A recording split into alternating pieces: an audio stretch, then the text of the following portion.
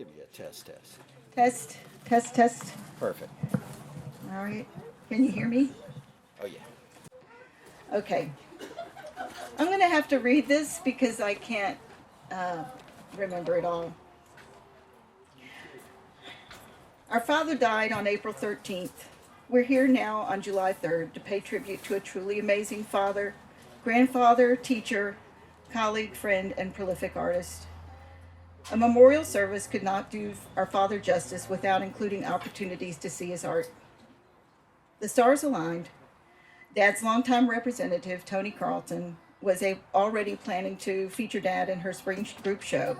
Within days after he died, the Turchin Center, its board, and ASU art faculty reached out to us. They graciously acknowledged Dad's influence on ASU's art department and the many artists he taught and his impact on the art of the region. They offered a space for the memorial exhibit. We thank Tony and the Turchin Center for making this timely opportunity for us to both mourn our father, his death, and the celebration of his life and art. Most importantly, we thank you. Your letters, your cards, phone calls, and tributes to Dad comforted us and reaffirmed his impact on you. As a young child, I possibly took my father's art for granted. It was all I knew. I knew it was what he did, and I knew it was important. I also knew I loved it and enjoyed watching him paint. I'm not sure I realized the influence he had on others until my first high school art class with Shelton Wilder. Shelton shared with the whole class that Warren Dennis was a rare artist with his own recognizable style. Then he explained how hard it was for an artist to get to that point, and that my father was one of the few he knew who was already there. I was 16, and I realized I was living with a real artist. The more art I was exposed to, the more I realized how rare Dad really was. I became an art student at ASU, and as his daughter and now as his student, I experienced a unique double dose of Warren Dennis. Dad was my lifelong eye coach, pointing out shadow and light and colors everywhere we would look. I loved his playful parenting style and childlike imagination. As an art professor, I had him for art history, painting, drawing, and as a guide on art tours for New York City and Europe. His art history lessons were full of fun and quirky, humorous details exposing famous artists as real people. I was trained to see how composition can keep your eye moving around the canvas without realizing it.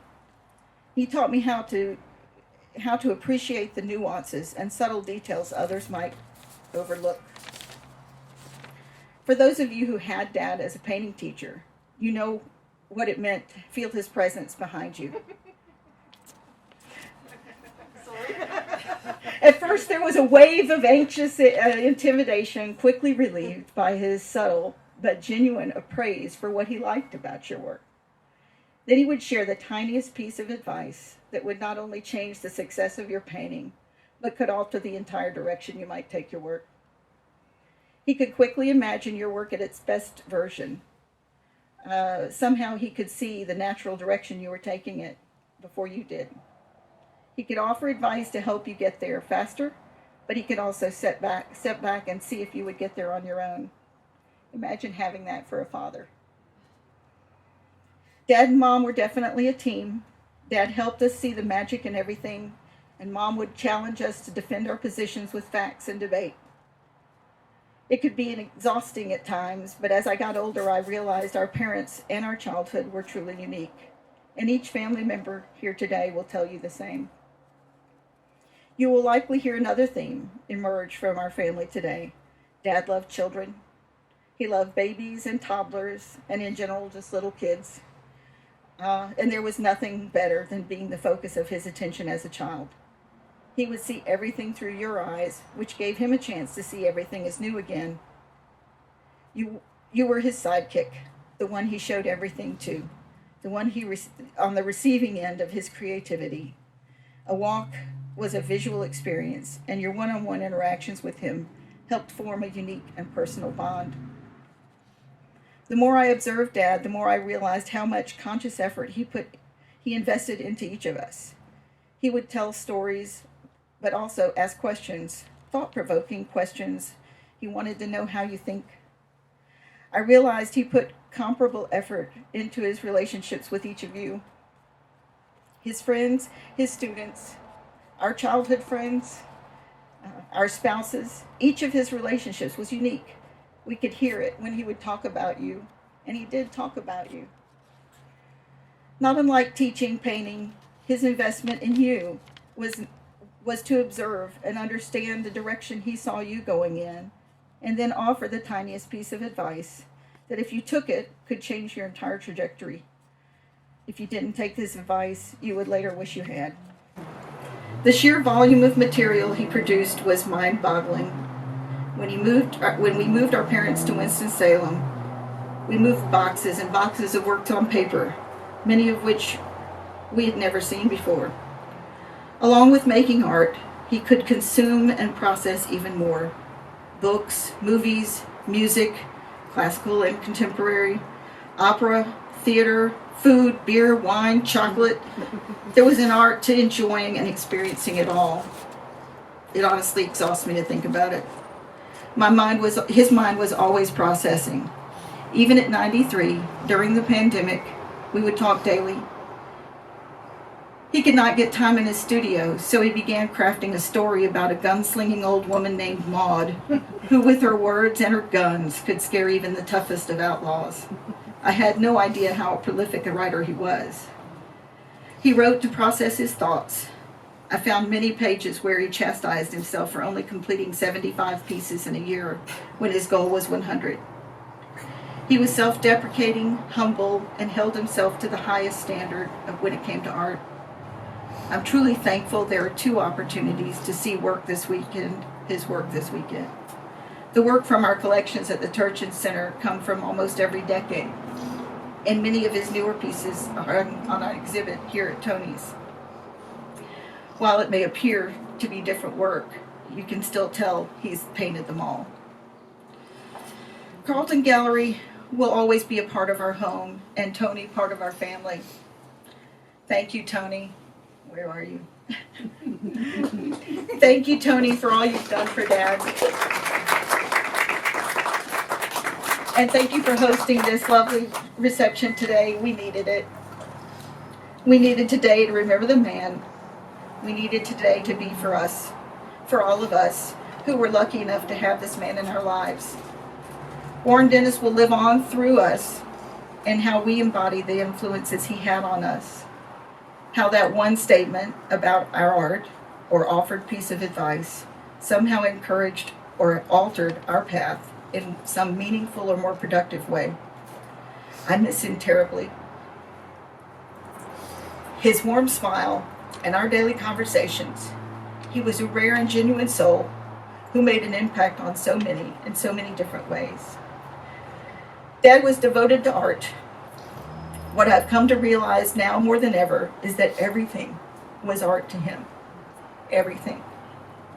To quote my sister-in-law, Terry, he was the real deal. I am certain that Dad is not gone. Now he's just everywhere, enhancing our perspectives, playing with light and shadow in ways that we may have once taken for granted. Maybe something different catches your eye now. I'm so very proud of the impact our father made on this world, on you, and on me.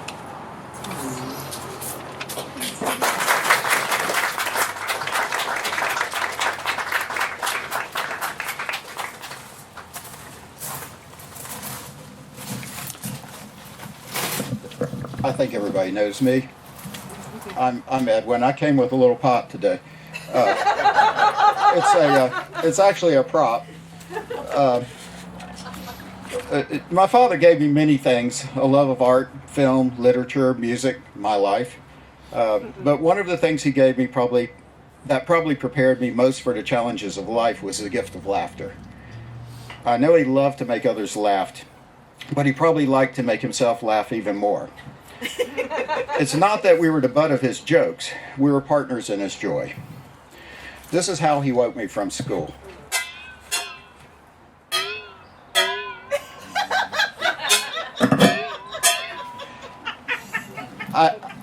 I know that some of my siblings say that never happened, but I assure you, it created many an early angry school morning for me. The other thing he would do is he would dangle string in my ear while I was asleep, and of course I'd be swatting it away, and I'd wake up and only to find him doubled over in laughter. I mean, he's like laughing so hard he couldn't speak. Sometimes the jokes were spontaneous, like the time I was taking him to Charlotte for a flight, and we stopped for him to give a talk to a group of students who had been exposed to an exhibit of his work. And he took the podium, and the first thing he said was, "Well, I guess you're surprised to see that I have a normal-sized head and feet."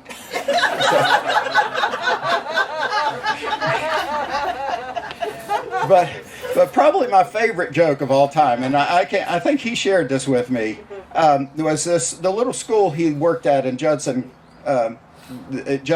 which is in Marianne, Alabama, where we lived before we moved to Boone. Is a tiny little school. We just found out it's actually closing. Right behind, probably the only lecture hall, there was a bathroom, and you could hear everything that was going on in the bathroom when you were in the lecture hall. So one day my father, and I'm sure he knew who was the lecturer, went into the bathroom and made himself known, but he carried a full pitcher of water. And he slowly started pouring the water. And of course, it went on, and then suddenly the lecturer stops, and you can hear the students snickering, and it just went on and on and on.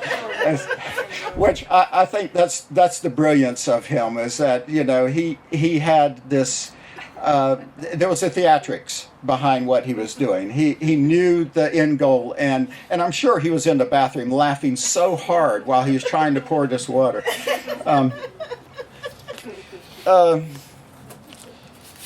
Let's see here.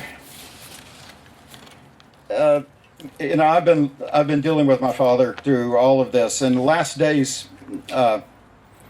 when he was less conscious, Martha was in town, and we brought Mom up for a visit to his room, and he was relatively lucid that day, and I got to tell him a couple of stupid jokes, and he laughed, and that was the last time I saw him laugh. That was the last time I got to see him laugh. He, his face scrunches up in that way, and it was just the greatest joy of the moment. And I wish the jokes had been better. He lapsed deeper and deeper into a world of his own, and I would sit with him, hoping against odds that I'd have one last glimpse of the man he was. Then one day, never waking from his sleep, his hand suddenly sprung up, and he started painting in air. He never woke up. He was painting. And he worked for a moment, and then his hand dropped down, and he went. Yeah, not bad. Not bad, Warren Cameron Dennis Jr. Not bad. Thank you.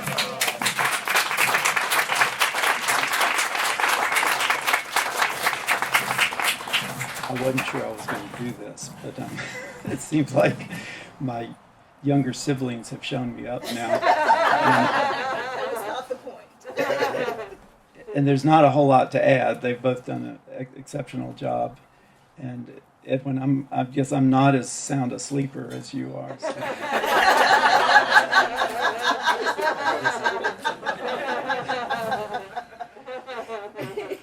But I did have some thoughts on, my father had tons of heroes, and most of them were historical heroes. But to him, they were alive. They were from the worlds of not just visual art, but also classical music and literature. And he talked about them like he really knew them, like he had met them.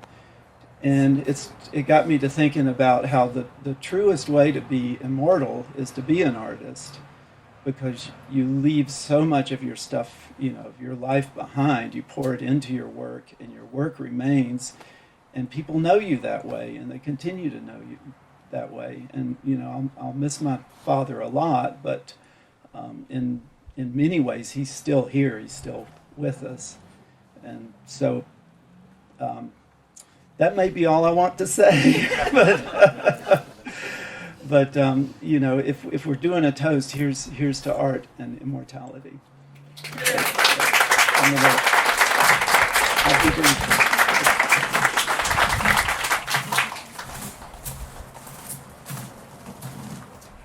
And the oldest, but often the last. What? The things that were always important to me in the process of growing up in my family were the times that I spent with my father, and I didn't really realize how important it was and how many of the time, or much of the time, I spent with him until I got, recently, until I got fairly old, when I realized that almost every memory I had as a child was with him, or connected to him in some way. And he, when I was little, I was the first child, and then there were 4.5 years of just me. And then it was like, baby, baby, baby. Which, occupied my mom a fair amount, which meant that my dad was like, here, take the girl and get her out of the way, sort of. But he would do these. He was, as Judson College had a terpsichore group, dance group that performed every summer and performed basically a ballet. And they drafted him to do the set for the ballet. And the one that I remember most and that I spent a lot of time with, and I must have been about this big, was a production of the Billy the Kid Suite by Aaron Copland, which is an amazing piece of work and that I love still to this day. I can almost hum it straight through. But I listened to it a lot, and I spent a lot of time while he was climbing up on this 2-story structure that he was building out in the middle of this field. And the sun was hot, and this is Alabama in the summer. But it was just it was an amazing experience to be connected to that. And I remember hours of dancing around the living room listening to the Billy the Kid Suite. And it had so much of an influence on me, and I believe it was that did it, that's what I became, was a scene designer and a theatrical designer. I designed lights, I designed sets, I taught theater, but it was very, that whole time of my life, the first 4.5 years or so, like I said, I was the only child, but that didn't mean that he stopped being my father after he had sons, which he did, I have to say, appreciate greater than his daughters. But at any rate, that's not here or there. And I don't hold him against it. It was just a natural thing he did. But at any rate, and I would, he would take me when I was the only one. I was there and it was great. But then he would, he started having other kids, and he would take me to the movies. I went to see Trapeze with Gina Lollobrigida, which was a great thing to say over and over again, Gina Lollobrigida. And I went to April Love with, what's his name? Crap, I can't remember. But anyway, I had it in my head. But it was, he provided for me a lot of those things that I didn't really appreciate until later, that I didn't really realize how important they would be to me as I grew up. And I have to, like I said, I think he had a tendency to be more appreciative of the boys, but I also feel like he always supported me in whatever I was doing. He very seldom said anything about my work. I mean, if he saw my set designs or anything, he didn't say much about them.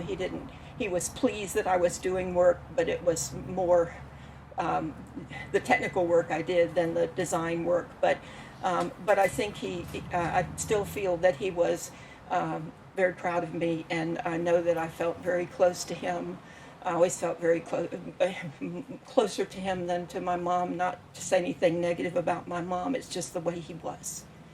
And it hurts me, but I'm glad he has moved to where he's at a better place.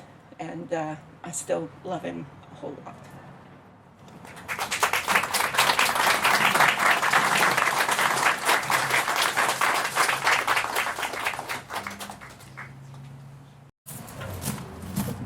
Well, I hadn't planned to say anything, but I feel for the 6 grandchildren that are here, I need to talk about something that not many other people got to experience, which is Warren as a grandfather.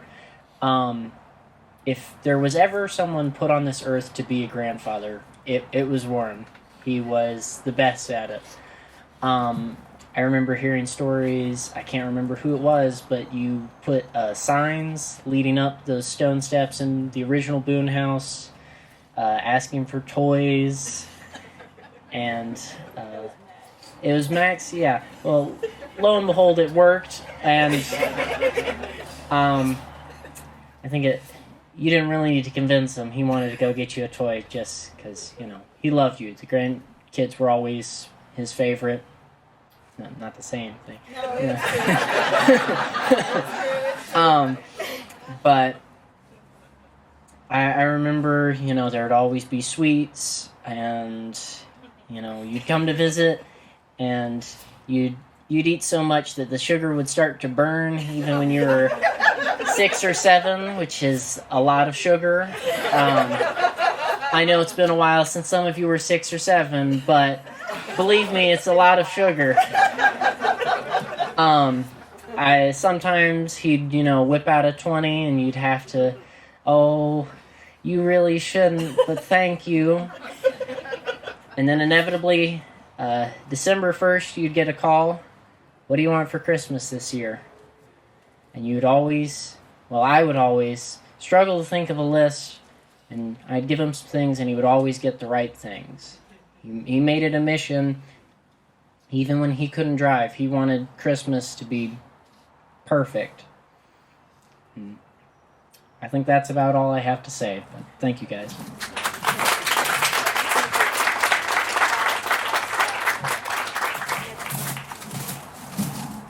Hi, I'm Carol, and for a long time I was Warren's daughter-in-law, and I just want to tell you he loved all of you so much. He was just so determined to be joyful and just so full of love. He took such delight in talking to his kids and grandkids on the phone.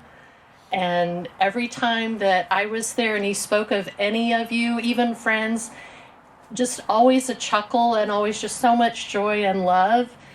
And I think one of my favorite memories is the year, I think that Andrew turned 6 or 7, and Andrew had practically grown up at Warren and Mary Kate's house. And Andrew and Warren were just best buddies, and it was just so great. And Michael's right. Warren there was nothing better for him than meet a granddad.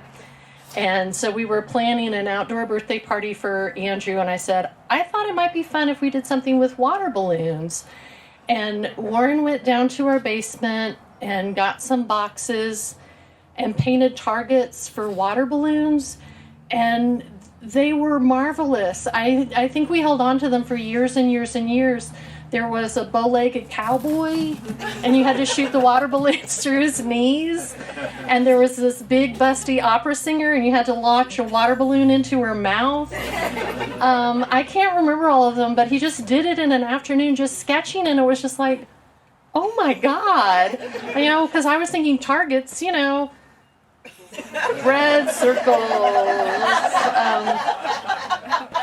So it has been such a gift to my life to be in this family of extraordinary artists. That's always just blown me away how much talent there is in this Dennis family for writing, for music, for painting, for sculpture, for photography, for filmmaking, for everything.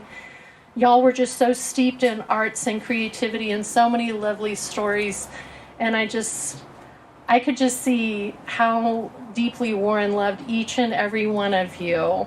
And yes, he did favor the grandsons and the sons, but he always called you sweetheart. And he always made sure for anniversaries and Valentine's Day that you would have candy or flowers. And yeah, so I'm going to miss not hearing him call us all sweetheart. But he loved you all very, very much.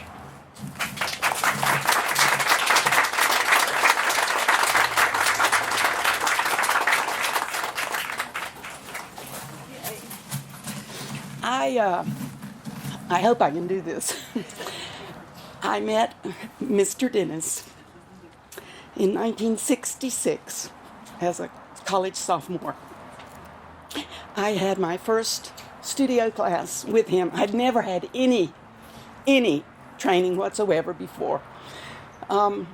He was reticent, of course, as all of you know. He wasn't, go get him, or anything like that, but he was very supportive, ushered me through lots of different classes, one that I will get to in just a minute. But I had a figure drawing class. The first class was figure drawing, which he loved to teach, and of course I was terrified. I later took a painting class, and he ushered me through the sale of my first painting. He was very reticent about, having too much to say, but he did usher me through that and actually helped negotiate the sale. I later took the famous American art history class with him. He loved those intimate details of artists' lives. There was not a trained artist, officially trained art historian at the time. So my introduction to art history was through the lives of the artists, the male artists.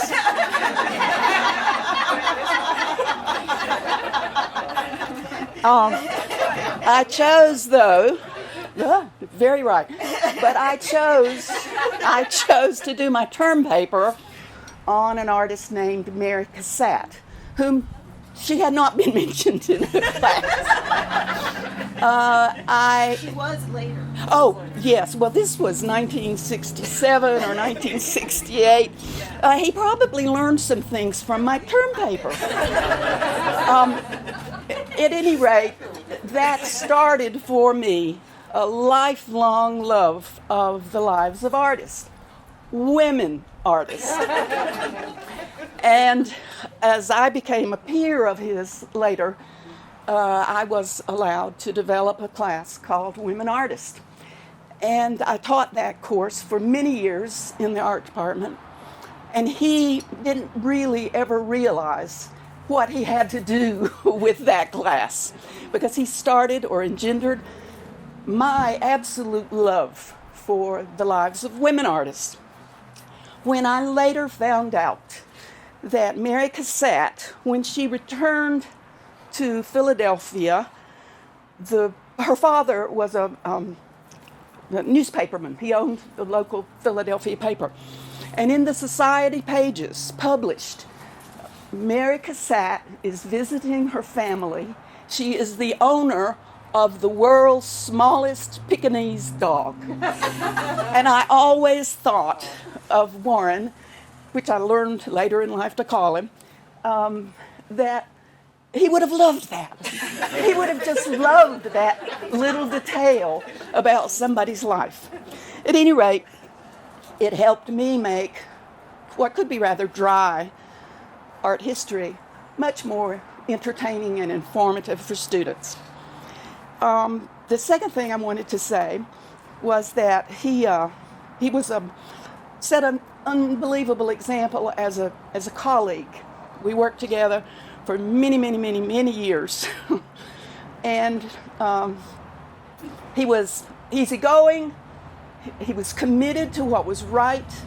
Oh, one thing I forgot to say about being a student, I always felt so safe with him as a young person. Always so safe. Women working through academia, by the way, he would, there will be parity in Congress before there is parity at the full professor level between men and women. And those kinds of things are kind of important when you're working your way through the system, and you don't always feel safe. But I always felt safe with him. I followed him as chair, and Edwin and I were talking about this earlier. I followed him as chair in the art department. The office was absolutely spiffy.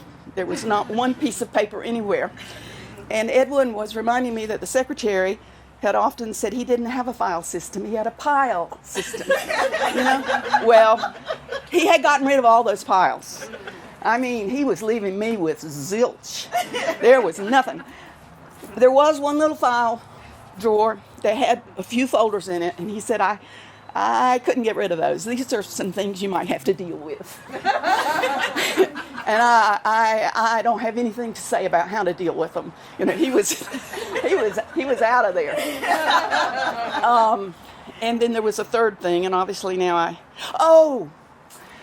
my family is, my two daughters who now live in Virginia are here for the weekend. And when I was explaining, you know, what was going on this weekend, my older daughter said, "Oh, I remember him. He was the nicest man. He was so nice. He always talked to us." They would go to the, you know, exhibition receptions and things, and they were also running up and down the hallways sometimes. And he was always, not every faculty member was welcoming of children in that environment. And he was just the nicest man. And I will leave you with that. He was the nicest man.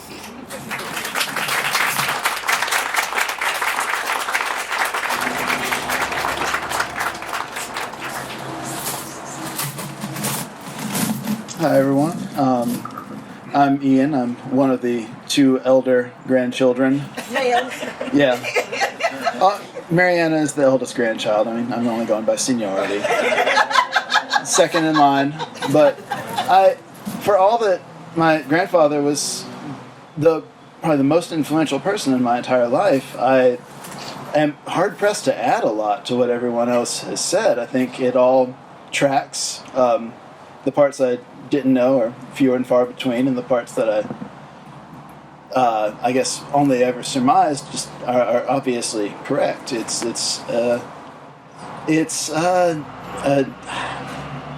I'll just say this: I didn't know if I would have any remarks, but nobody's talked about their travels with Granddad, and I know that he showed many students the ropes of many large cities in America and abroad, and delighted in telling stories about their misadventures with muggers and cat collars and things like that. But I got to travel with him, and it was one of the things that I'm most grateful for. Going to New York with him at 12 years old and taking an entire day, going to every single comic book store in Manhattan, every museum, but every comic book store, until we were sure we'd crossed off the page of the phone book that he tore out. Or he took Marianna and me my grandparents took Marianna and me to Europe for 3 weeks. The summer I graduated high school. This was 20 years ago now, but it still seems very present in some ways. And we saw all the great art museums of the, but the funniest part is finishing a pitcher of sangria at lunch and then realizing that your train is actually leaving in 5 minutes. And none of your luggage has wheels. Exactly. None of it. I'm old enough that I still remember seeing my grandfather run. It's an uncomfortable sensation. Half a pitcher of sangria sloshing around in you in the heat. But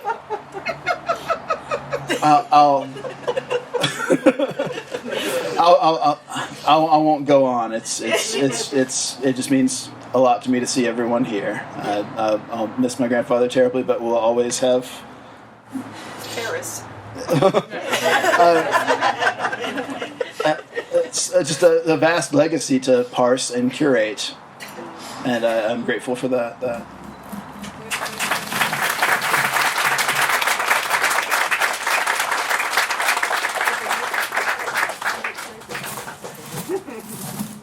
Hi there, it's me, Andrew, the one who threw water balloons at the targets. That was great.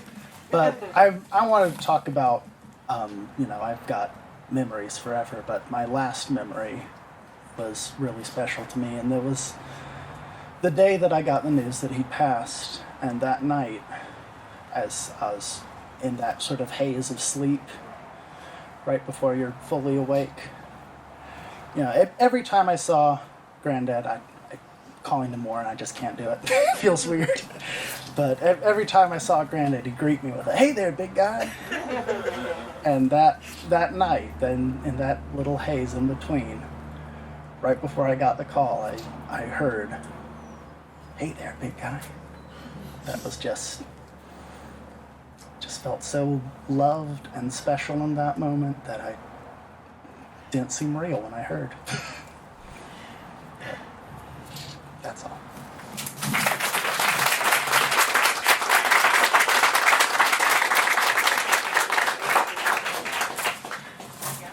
Well, this is unfortunate because I'm not a gifted public speaker, but as you can see, I've been backed into a corner. Yeah. As one of the younger grandchildren, many of my memories of Granddad were of basically being spoiled into oblivion, as I suppose Andrew and Michael can attest to. But I think one of the things that I value about my grandfather certainly was that we had a shared love of visual art, but certainly there was a great gulf of years between the two of us. So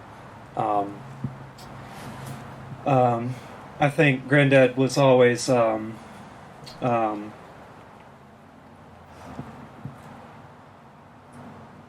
think he was always a supportive force in the background of everything that I've ever done, for certain. But I think also I felt just that he trusted me to do what was best for me personally, and to leave me with that.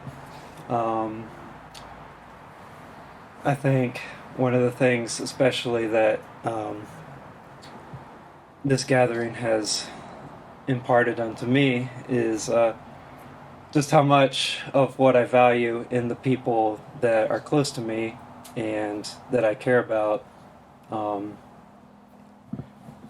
how much of that dates back to him, especially the transgressive, dry sense of humor.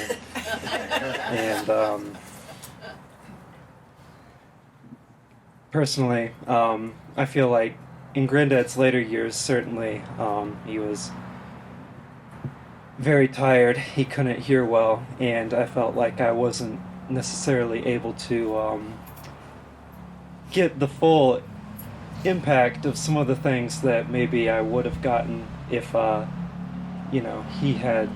had been born maybe a bit earlier, or something like that. But I also feel fortunate to think that just through the sheer amount of work that he's left behind, that I can follow this breadcrumb trail of the man he was and continue to have a relationship with him for the rest of my life. But yeah, that's all I have to say.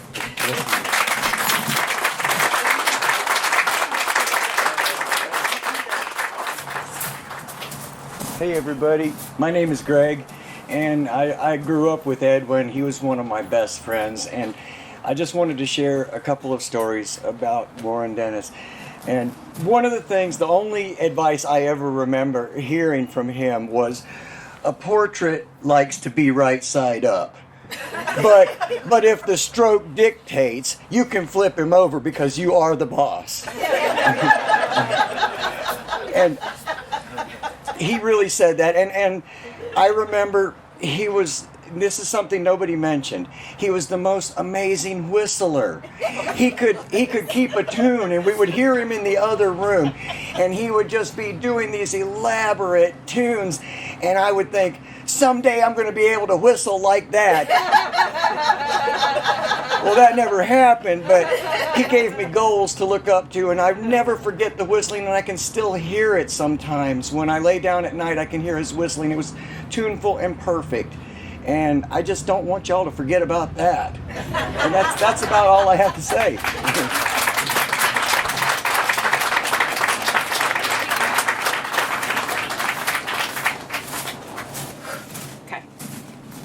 So I'm Marianna. Woo. I'm the eldest grandchild, but I don't have memories that didn't include Ian. So I was very fortunate that Ian and I were like partners in crime with all of the trips that Grandmama and Granddaddy planned for us. And so there were two things that I thought of that I would share.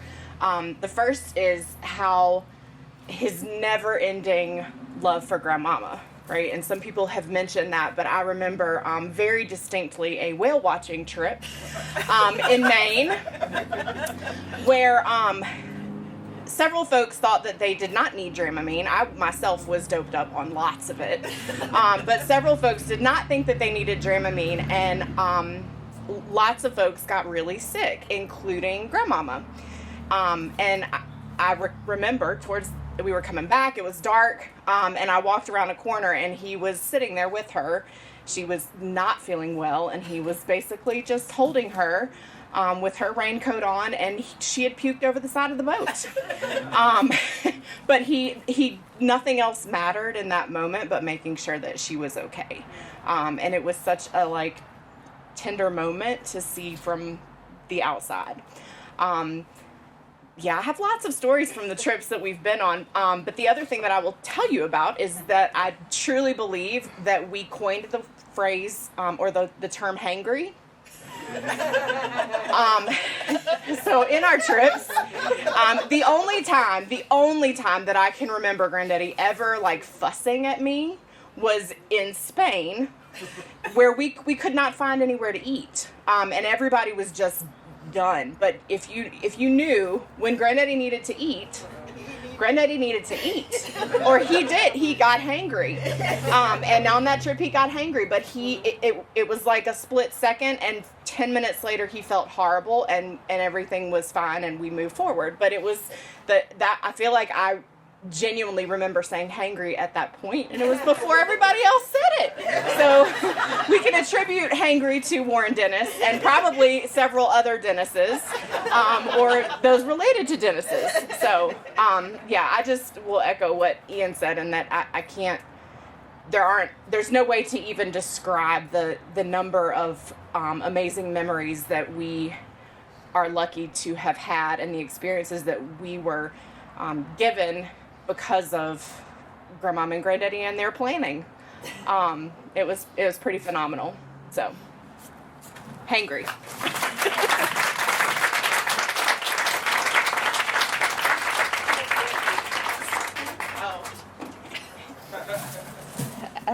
We'll see if I can do this without crying. I've been just quietly weeping for most of this. And that's just a testament to how important he was in my life. He made the most fantastic family that anyone could ask for. And I love all of you dearly, but he is without a doubt one of my favorite people ever. He also took me, sorry. He also took me to Europe and New York with Mom, and I work in art now, and all of that is because of him and how special he made every moment. pancakes, popcorn, everything he did. The meals, the movies, the music, the trips. Like Martha said, everything was a joy and everything was art. And I'm so grateful to have his paintings around us, and to feel close to him in that way.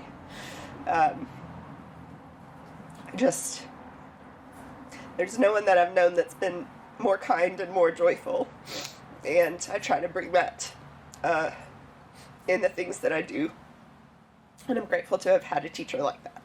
So, sorry, Martha.